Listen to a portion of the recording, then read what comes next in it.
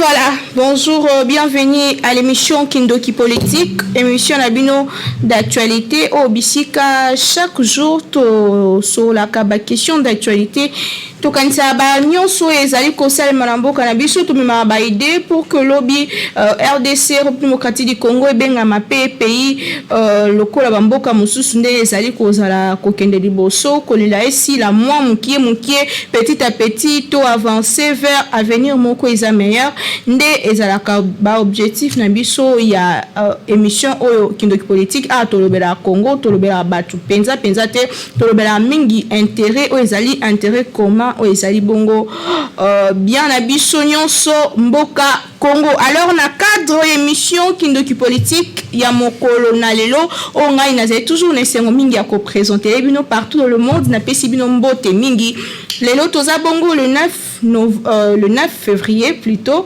le 9 février 2022 jour pour jour tozo kokoti déjà makambo 2022 tozo avancer lelo na cadre ba sujet d'actualité toyebi que lobby présidence de la République a lobelaki topé a éclairaki opinion sur ba question ezali kolobama ba rumeur ebandai kotambola de part et d'autre.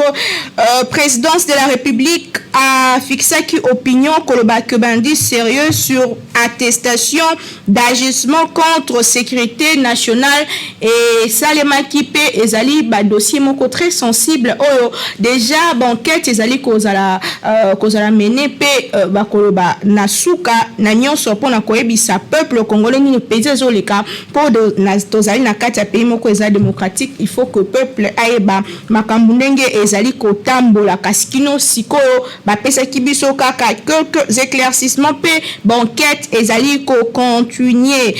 Présidence de la République toujours monsieur Jean-Claude Boukassa azali désigné pour assumer intérim ya François Béa, conseiller spécial en matière ya sécurité ya chef de l'État oye azwami kino lelo yo kuka weekend leki na détention na ANR na ba service à ANR wat bisika akozala entendu sur ba questions toujours il y a ordre, il y a sécurité nationale.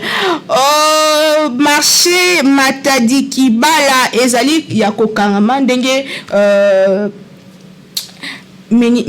ministre ya intérieur ya Kinshasa a pesaki communiqué wana kasi sur place moi ba vendeur ya mike o bazali kolinga koyoka te bazali kokoba koluka koyibaka koteka alors que tozolo besoin intérêt pour l'intérêt ya biso bon soso ki esika esi ba pekisi ezaka kuna te mais eza ba esika ebele o que l'état zo telemela et yo moko so vandi esika otali courant ezali wana prince eza pembeni ozoteka pembeni ya caniveau ozoteka place moko ozota au risque ozoteka c'est vrai mais il faut ozope ba précaution hein ceux qui ozape en conscience voilà et ko sala moi malamu mingi. Alors Kindoki Politique ya tongo la lelo e bandi toza bongo la monsieur Christian Kaloudi azali analyste politique proche ya la moka na itorosola ba question d'actualité ezali vraiment ko lobama na moko na lelo o ezali vraiment ko betama na ba cité kasi toloba ngo awa pour que ozwa vraiment ba information ezali sur kasi biso tona monopole pe ya connaissance te on to bengisaka ba ike pe ba susu ya obédience nyonso pour que to sola ba question d'actualité monsieur Christian Kaloudi mbote na yo. Mbote mama Naomi, mbote na bandeko nyonso bazui libaku ya Rolanda biso, mbote na bakongomani nyonso, mbote pe na équipe technique nyonso ya Kindoki na politique. Tomoni on peut moi kala depuis année bandina tomoni on te c'est que faut to ba pe ba bonne année na yo na libota mobimba pe.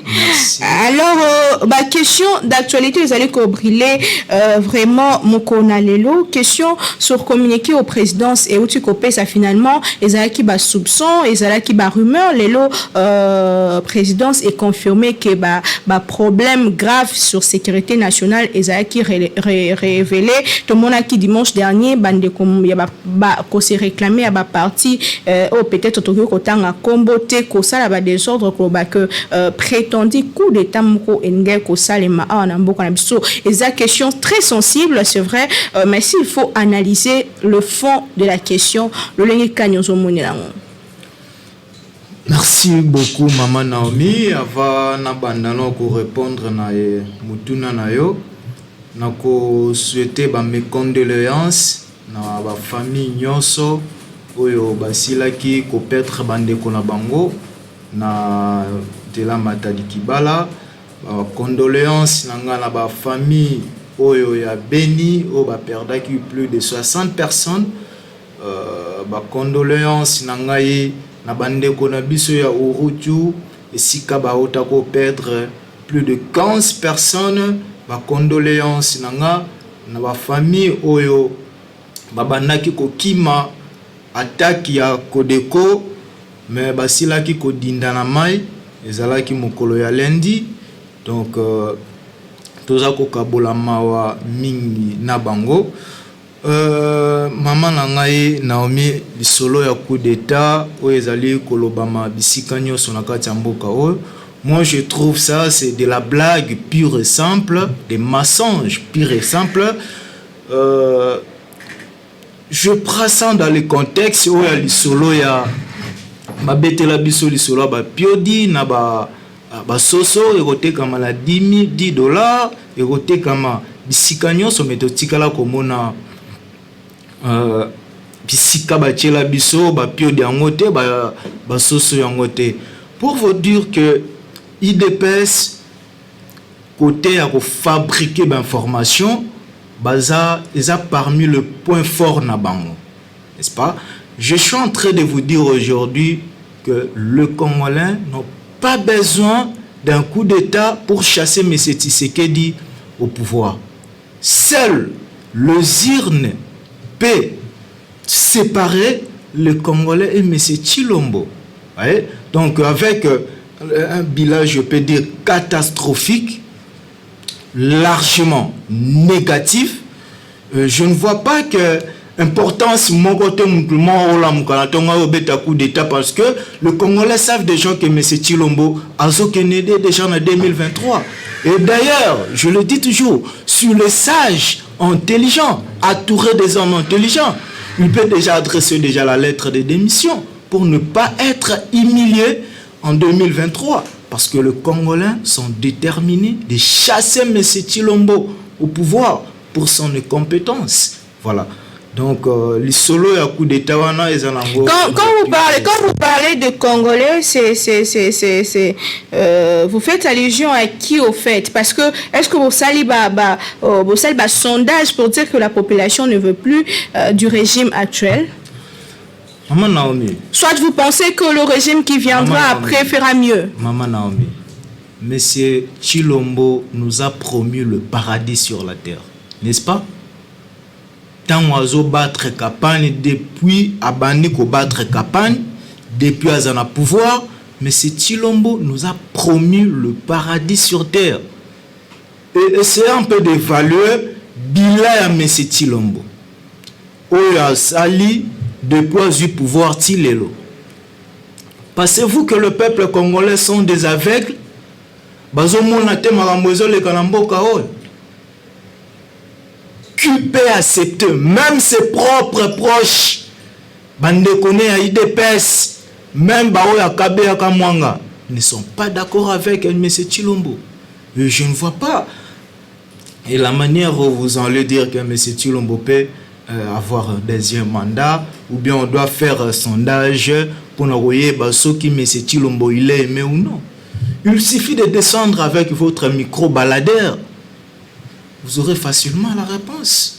Alors, petit à petit, nous avançons. Ce qu'il faut les bandes toujours avancer vers les élections. Vous avez refusé, s'il faut dire, téléméla-qui, les Kambetali Bongo, Seigneur et politisé, téléméli, équipe Yakadima, monsieur Kadimo Aza déjà président à Séni, ton bon bateau qui n'a pas l'élection, car on est équipe, to bo kansali kamususu. Yango toza koloba boye. Équipe oyo ezali lokola Parlement debout ya IDPS na 10e rue. Équipe oyo ya Seni oyo. Donc tokoki kokende na élection na niveau wana te. na niveau ya batu oyo toyebi déjà ba intention na bango, toyebi déjà ba coin na bango que non soki lelo l'élection salemi na parlement debout ya IDPS ba yebi ke ba nommer ba député, ba nommer ba présidence, ba nommer mutu na bango esa yebani ke non Chilombo akozala wana akosala deuxième mandat ya nomination ndenge ba mesana.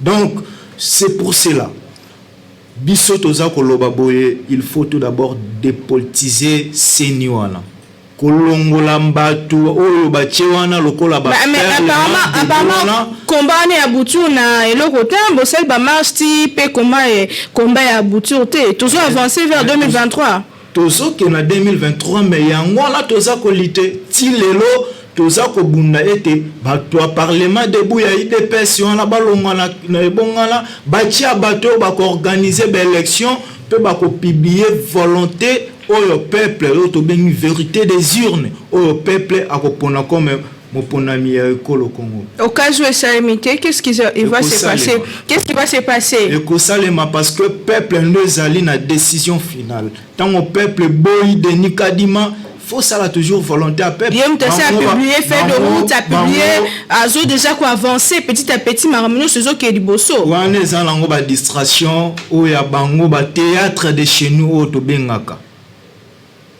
Mais c'est Kadima akoke na biso na élection na force na lolenge wana te.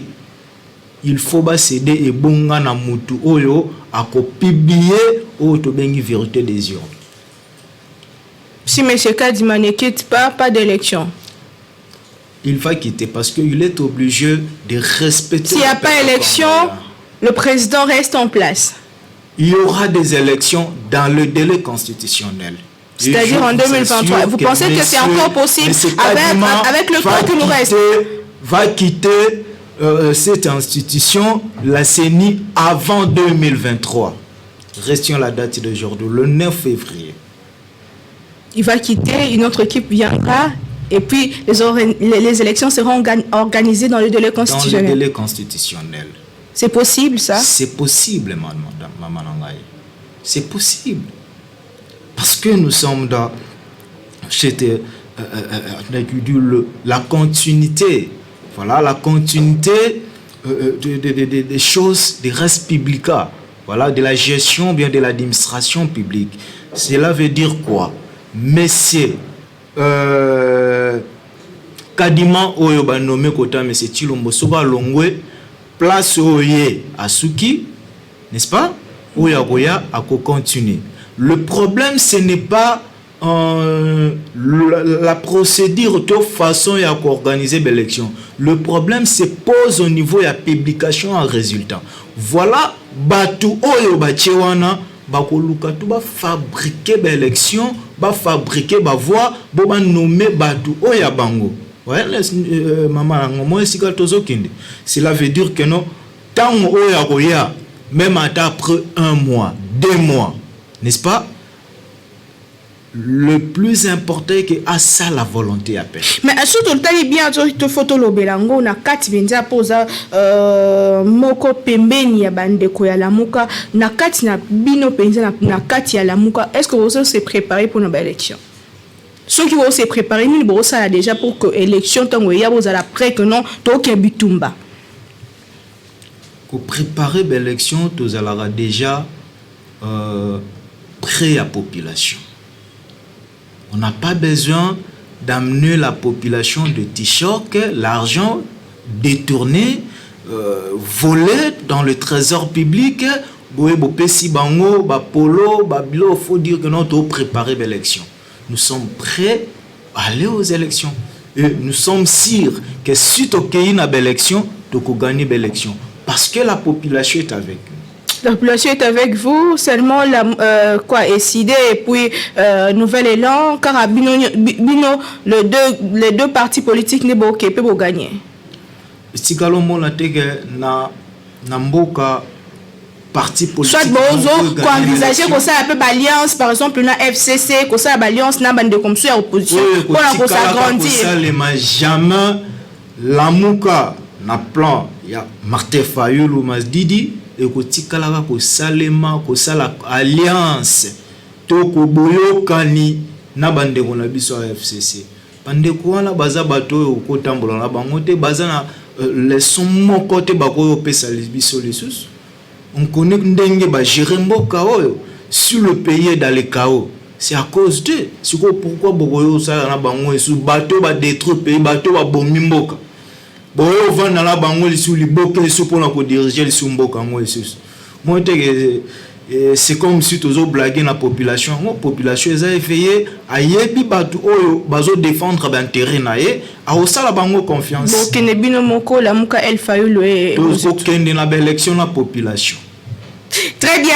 Émission to Kindoki politique à moko na lelo tozo lobela ba question d'actualité drame ya Matadi Kibala pesa ba eza moko ba question ya actualité wapi 25 personnes batika ki bomo ina bango mukolo ya le 2 février o eleki kasi gouvernement eleka ki ko soignants en charge ministre ya intérieur ya Kinshasa atalisa ki que nyonso ezali ko salema pour que base en charge vraiment ba deuil ya bandeko parce que bandeko ko se plaindre que ba pesa ki mbongo et tout ba ponyo senga bango ba mbongo de part et d'autre le kani penza bino bo analyser ki dossier wana ya drame ya Matadi Kibala za pasi mingi pe mawa komona 61 ans après à plein 21e siècle lolenge bazalaki kokumba banzoto ya bandeko na biso wana et ça les passe malgré parce que nous devons faire aussi la part des choses. L'état azana mabe na ye biso pe ba peuple tozana mabe na biso to ko ampitan onyon so na l'état te côté wana ça les place mo déjà ba pekisa eza place moko bapekisa bato koteka wana mais tellement que souffrance ezali monsieur Gentini Ngobila oyo azali ko se porter comme un petit prince je ne sais pas à Kangazan le congolais bazan esika lisusu akoteka te voyez bisika yo moko utolo bango na introduction ya émission na yo muto a débrouillé kanaye nazan oso kangizan fois kende wapi. Donc même attends la balabala kolingotia biloko na ye pour aller lisalibot. Donc monsieur Ngobila aussi doit répondre aussi na ba acte na ba mort ya bato wana. Parce que hier on t'a poussé bango na degré wana ke ba ke novembre na bisika o ba pekisa. Akanga zandu ça avoir des précautions que bato nazo bengala na kati ya zando ba koteka wapi. Ba ko vivre lolenge kani. Et là, je salue biso passe comme on a bande qu'on a biso belé bongo dans le 25 personnes ba koufi et puis condition ba memeli bango bibembe la bango na katia ba biso ya DSA7 j'ai été choqué par le ministre où il y a comment il y a communication il y a un gouvernement hein? Monsieur Patrick Mouya Yazolo Bakeno ambulance ezapona kokumba bibembe te et je suis en train de me demander dès ça et c'est une des apona kokumba bibembe n'ont pas même honte de le dire à plein 21e siècle et puis la pleine capitale de la République démocratique du Congo parmi les pays les plus riches au monde mais vous manquez de l'ambulance pas plus de $48,000 cortège ya Ngobila ça na combien tala no ba voiture kaka o Ngobila zo tambola nango mais c'est que d'achena nzoto ça coûte combien on parle pas de bien privé quand même on ne parle pas de bien privé mais ils sont à trop salaire ce ne sont pas des salaires du moins le salaire de Gentini Ngobila c'est combien le salaire de monsieur tu sais que déjà à combien bien salaire n'a été mais regardez comment ils sont en train de lapider l'argent de la population. Comment ils sont en train de voler l'argent de la population. Mais la population en bénéfice qu'ambulance. Est-ce que vous êtes fiers de dire non, je suis de s'appeler un gouverneur de la ville de Kinshasa et si ka ville na yo eza ata na ambulance te oza elenge oza politique lelo solution nini kozwa pour le marché pirate na Kinshasa parce que ça partout. La meilleure façon est que on dit toujours gouverner c'est prévoir. Gentini Ngobila ava abandokanga no zandouana fallait en mettre tout d'abord à disposition ya population là ba marché au ebikeno et kozala sécurisé. Il ne l'a jamais fait.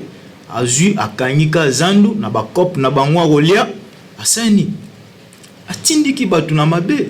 C'est comme si moi nozo pimele bilei na ndako mettons bima libanda osala ni o nyoso ba opesa ya rolia. La meilleure façon est de prévenir que lelo to mona bibembe abatu nengeza kotanda mawana. Donc otonga ba wenze na ba commune nyonso. Na la sa chargé otonga ba wenze. Mais le gouverneur de la ville Moussa Neni. Parce que quand on regarde la ville de la Kinshasa, on voit le gouverneur de la ville de Kinshasa. On ne doit pas toucher le ministre, le patron de la ville de Kinshasa, est Gentini Ngobila. Il fallait prendre sur la disposition pour éviter qu'un mabé comme là-bas en Mboka. Je n'ai pas seulement la Matadi Kibala. Pas plus tard qu'hier, na wenzeo ya nini Zigida maman moko ba tutie na mutuka ba nyatie na mutuka plonge là na basan de ça. Donc aux hommes la façon dont bazo tindika batu na mabe bazo tindika batu na mabe. Problème les années la population yo karaté suivi à makambo bazolo bazate to la police n'est pas ça bien té. Et ça problème il y a la police, ça problème il y a population, ça peu problème ceux qui habitent, ça problème il y a un gouverneur de la ville de Kinshasa. Yene fala ndi ba marché nyonso. Yende fala ba marché o esengeli pona ko sécuriser ba la mboka. Je ne pense pas que le loso va fungoli zandoana. Batu batondi afungoli abomisi marché à liberté, abomisi marché à Zigida, abomisi ba marché nyonso tozomona la population ko longola kati fo yoteka na balabala. Le problème revient à l'État, responsabilité nyonso au PC nangambo ya l'État. Gentini Ngobila. Gouverneur, c'est lui le problème. C'est le gouverneur de la ville de Kinshasa. Et ceux qui sont allés la justice sont corrects, mais si on a à répondre à un acte. Très bien. Comme vraiment, na souka ya émission à mon connaître qui quelques sujets d'actualité à débattre na tongo ya lelo pour koto lobela sur makamuni ndenge ezali ko salima awa na mboka na biso République démocratique du Congo. Alors likambo ya tournée ya mwana mboka Martin Fayulu Madidi à Bandaki, est-ce que comment est-ce que ça s'est passé? Au début de l'émission, je vous avais dit je ne suis pas ni cadre il y a SID ni communicateur à SUD, je suis un analyste politique, donc je ne suis pas mieux placé à repérer ça programme et à parti politique ou nazalité, n'est-ce pas?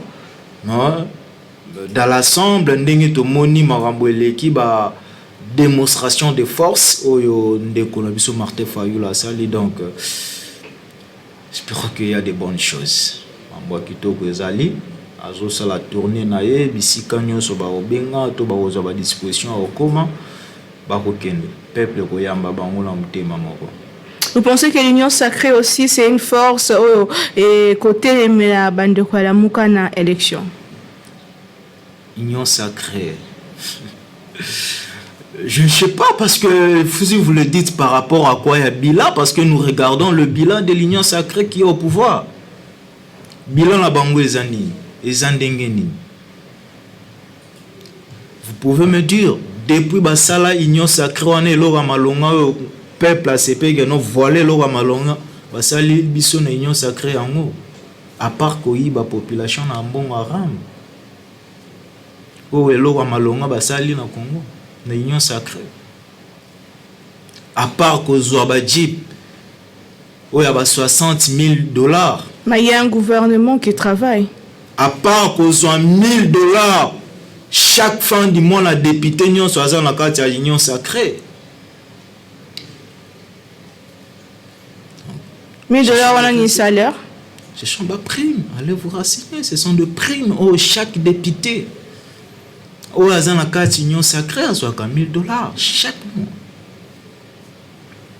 Allez vous renseigner. Dans ton adversaire, nous avons le peuple congolais qui sont avec nous. Être à l'opposition veut dire que vous êtes un peuple. Non, non. Je vous dis, maman, nous sommes avec le peuple. Et nous défendons l'intérêt de la population. Population a la kesika intérêt na ezali défendu. Atala kesika baza ko escroquer te. Atala kesika bazo yibaye ba mbongo ne chaque jour ba unité na été. Atala kesika bazo privé ma ya ko melate. Atala kesika bazo privé azata na couranté. Ebisanga osani. Amutu avandi amoge moi na sali 3 mois na ndako. Akendaka classe T aya lisusu na 2023 ya voter lisusu.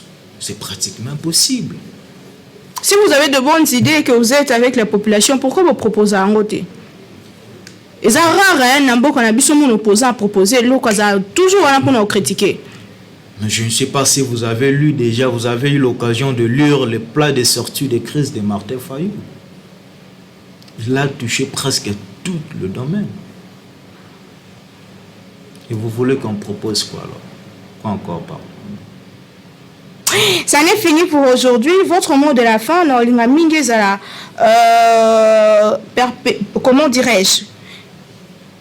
Kota la liboso et tikali quelques mois pour comme 2023, si vraiment élection, qu'est-ce que vous pouvez dire aux personnes au bazin à pouvoir ni bakoyo kosala ni esika bakoyo kosiba pour na luka ko alléger quand même souffrance et la population pour ce que vous dites que vous travaillez pour l'intérêt de la population? Nakobanda la baye o bazin à pouvoir si réellement bazali na volonté to na mitema malamu ya kosunga peuple congolais to ya kobongisa mboka na biso ce mieux batika pouvoir na bopete soit ba organiser ba élection le lenge peuple le lenge peuple assigne. Pas d'action pour la population, seulement les élections. S'il vous plaît maman tozoya bastika l'élection et salema na volonté ya peuple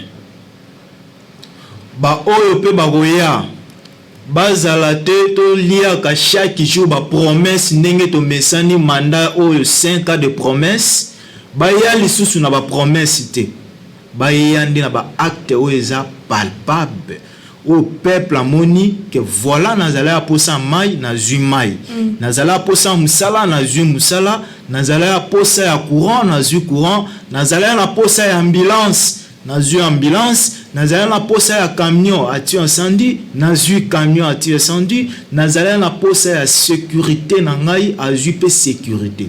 Voilà eloko to singa na peuple na bayi o bagoya na pouvoir mais bayi o bazana pouvoir. Donc balakisi déjà ba limite na bango ba kotika kiti ebonga na mutu mususu azali capable pour aya ko relever ba défi ezana katiamba. Ça n'est fini. Merci beaucoup monsieur Christian Kaloudi, azali analyste politique proche ya Lamuka. Merci na bino bana mboka bwana ndai biso lelo tozui sango ya mawana tongo awa et auto comme la biso nous apprenons ce matin le dossier de l'élu de Lokunga madame Charlotte Masiala de décider o atiki biso na tongo ya lelo ndeko vraiment sincère condoléances na lingomba politique et décider mobimba pe na famille nae biologique toza vraiment de cœur na bino kasto aussi sa émission ya lelo na page rose ya